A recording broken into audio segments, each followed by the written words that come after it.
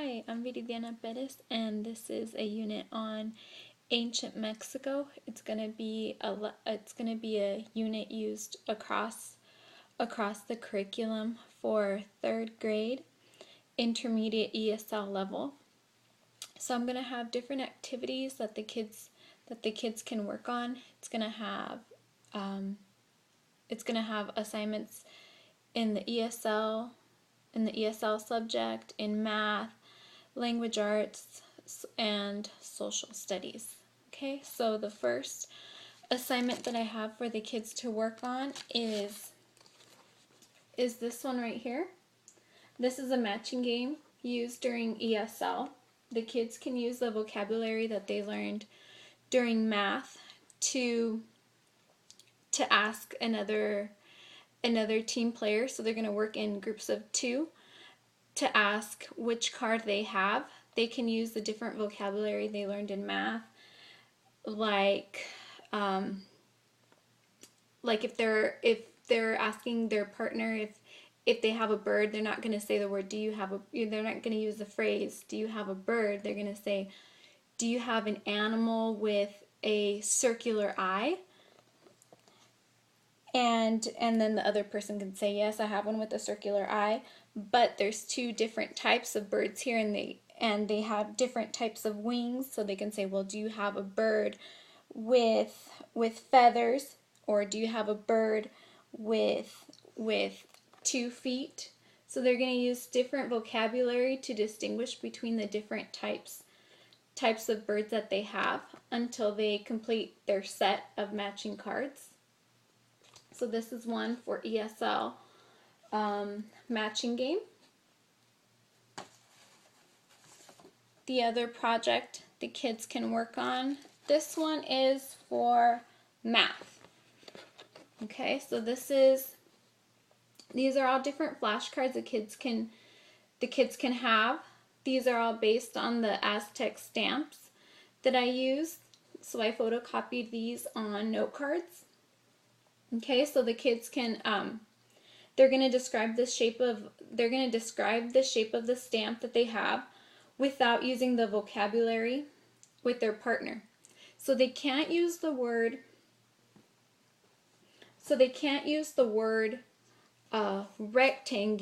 rectangle or the word square or oval or irregular or circular. They have to describe the type of stamp that they want, the type of stamp that they're looking for. So for example, this one right here, this one's the shape of a square. So they're going to ask their partner, they're going to describe to their partner, I have 4 right angles. Each opposite side is parallel and all sides are the same length. What shape am I? So they're going to use their math skills, what they learned, and they're going to try to see, well, which one fits that description? Well, it's going to be this stamp right here because this one is a square. It has 4 right angles, sides are parallel, and each side makes a right angle. Okay, so this is the assignment for math. Okay, another assignment the kids can do is going to be, they're going to get a lesson on Aztec symbolism and storytelling. So I'm going to tell the kids that the Aztecs commonly wrote stories about using pictures, and the terms that they're going to learn are ideograms and pictograms.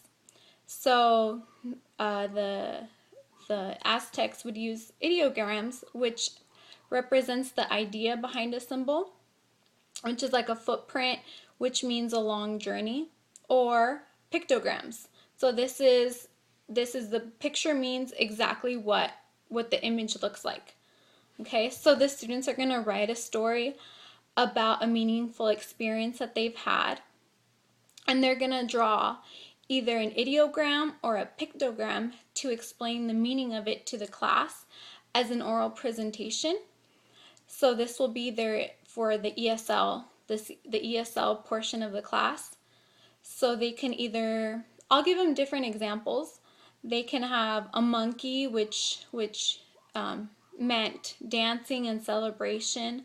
A frog meant joy. Butterflies meant transformation, and footprints meant a journey. So they can write a meaningful story behind the Aztec ideograms or the pictograms for that. Another ESL activity that the kids can do is doing the stamp classification. So I'm going to give them, so each group of students is going to have a stack of stamps, a stack of photograph stamps, photocopied stamps. So once again, using the same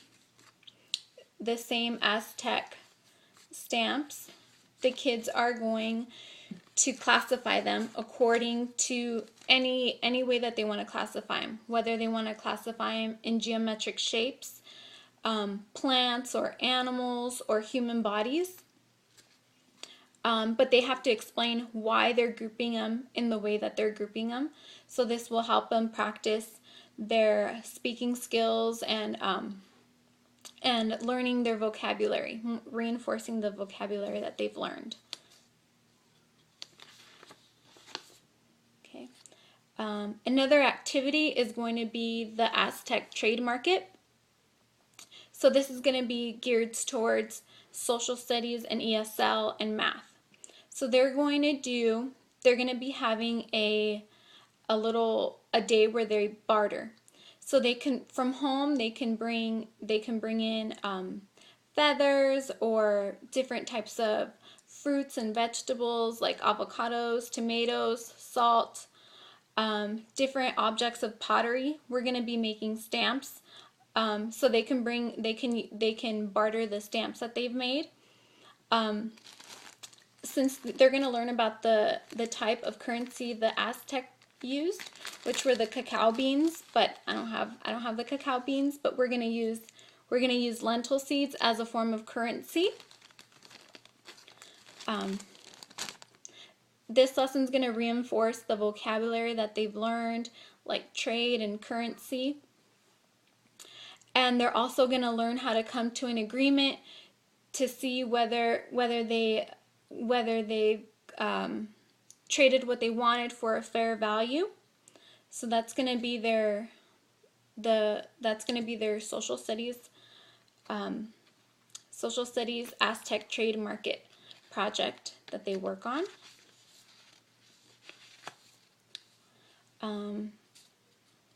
Another assignment that the kids are going to work on for this unit is going to be for ESL and for art, and this is going to be the fun activity. The kids actually get to make clay stamps.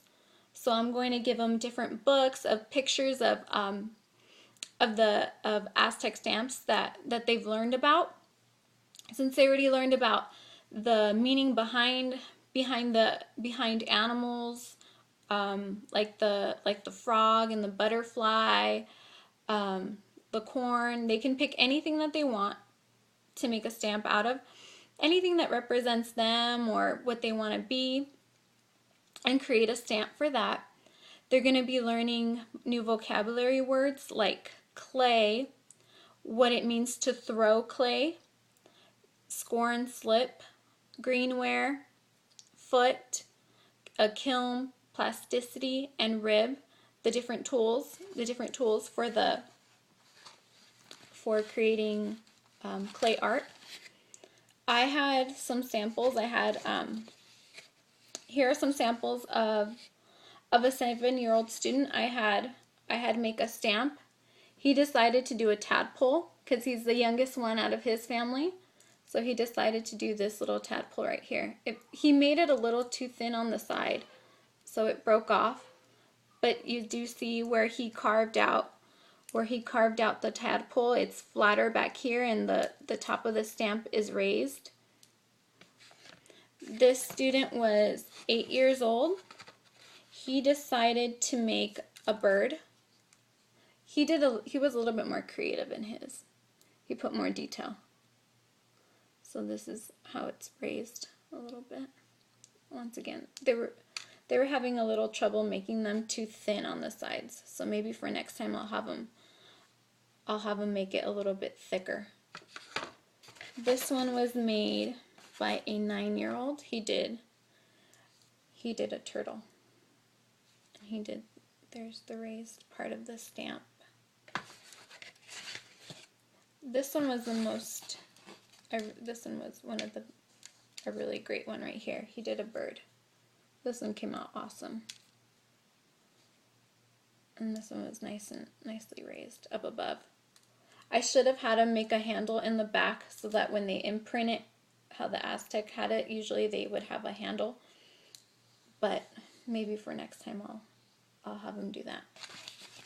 But they had a lot of fun with this. I taught him how to throw the clay, which is first getting it into a circle, getting it into a ball, and then kind of smashing it down a little bit, and then actually throwing it, kind of tossing it to extend the clay. So that was really fun for them. A little messy, but it was fun. Okay, a lot of the stamps that the Aztecs did were found in the United States because of the bartering that they did. So there was there were stamps found in Illinois and Arizona and Ohio and Michigan and New Mexico and Florida and Indiana. So we're going to have a class discussion right here during social studies, asking the kids if they've ever been to any one of those states, what they've seen, what they've done. Maybe they can bring in pictures and just discuss, practicing their oral speaking skills, what they did in those different states. And the last activity that we're going to do is more of a kinesthetic activity. The kids are going to do the Aztec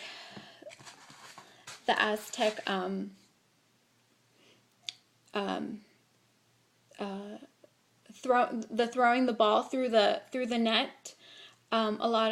There were some reliefs found on walls where the Aztecs would play with a large rubber ball, and they would wear knee pads and elbow pads to throw this huge rubber ball. It usually weighed about 10 pounds into a circular hoop against some stone walls.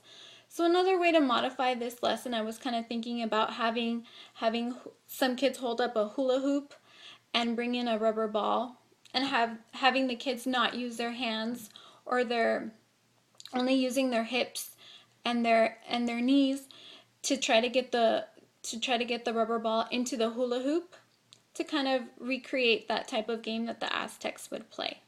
Okay, so thank you very much.